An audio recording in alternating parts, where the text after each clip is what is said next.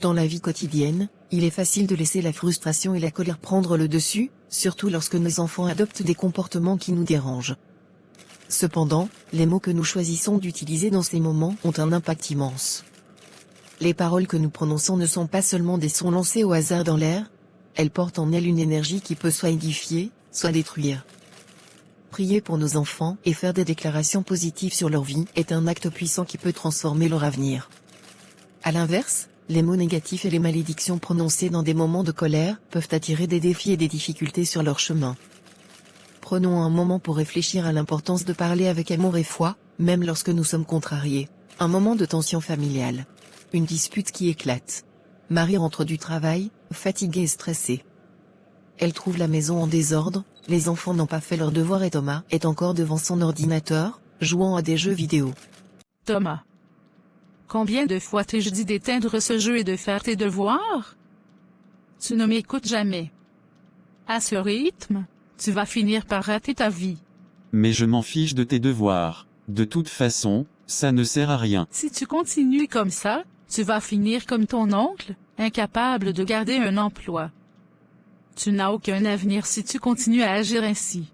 La prise de conscience. Après avoir prononcé ces paroles, Marie se rend compte de la dureté de ses mots. Elle voit le regard blessé de Thomas, et une vague de culpabilité l'envahit. Elle se retire dans sa chambre, en pleurs, regrettant immédiatement ce qu'elle vient de dire. En cherchant du réconfort, elle ouvre sa Bible et tombe sur Proverbe 18h21. La mort et la vie sont au pouvoir de la langue. Quiconque l'aime en mangera les fruits.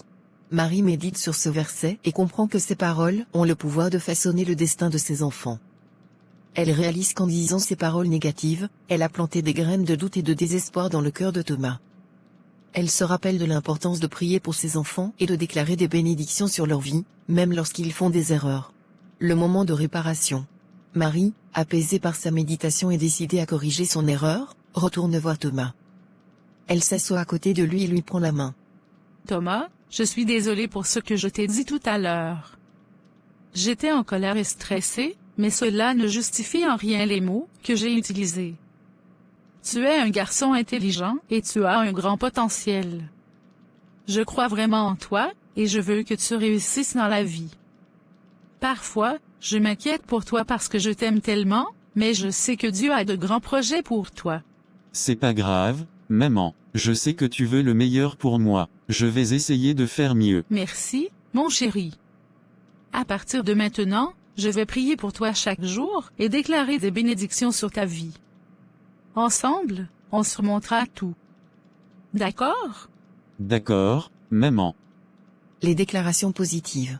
Le lendemain matin, Marie rassemble ses enfants autour de la table pour le petit déjeuner. Avant qu'ils ne partent pour l'école, elle décide de commencer une nouvelle habitude. Avant de commencer notre journée, j'aimerais qu'on prenne un moment pour prier et dire des choses positives. Je veux que vous sachiez que je crois en chacun de vous, et que je suis fière de ce que vous deviendrez. Marie prend un instant pour prier pour chacun de ses enfants, demandant à Dieu de les guider, de les protéger et de les aider à réaliser leur plein potentiel. Puis elle fait des déclarations positives sur leur avenir. Thomas, tu es intelligent et tu as tout ce qu'il faut pour réussir. Claire, tu es brillante et pleine de compassion. Paul, tu es créatif et tu apportes tant de joie autour de toi. Je déclare que vous allez grandir pour devenir des adultes heureux, forts et épanouis. La puissance de l'amour et de la foi. Ce scénario montre à quel point il est crucial de prendre conscience des mots que nous utilisons avec nos enfants. La frustration peut nous pousser à dire des choses que nous regrettons, mais il est important de se rappeler que nos paroles ont un pouvoir immense. En choisissant de prier pour nos enfants et de déclarer des bénédictions sur leur vie, nous plantons des graines d'amour, de foi et de succès dans leur cœur. Ces graines, nourries par l'amour parental et la foi, les aideront à grandir et à prospérer, malgré les défis qu'ils pourraient rencontrer en chemin. Les paroles sont des graines. Si vous voulez récolter de l'amour, de la paix et de la joie, semez-les dans le cœur de vos enfants. Anonyme. Aujourd'hui, engagez-vous à prier pour vos enfants et à faire des déclarations positives sur leur vie. Chaque jour, prenez un moment pour leur dire combien ils sont précieux, intelligents et capables de grandes choses. Remplacez la colère par l'amour, et les mots de malédiction par des bénédictions. Votre rôle en tant que parent est de leur donner la force et la confiance nécessaires pour affronter le monde. Semez des paroles de vie dans leur cœur, et regardez-les s'épanouir sous votre regard bienveillant.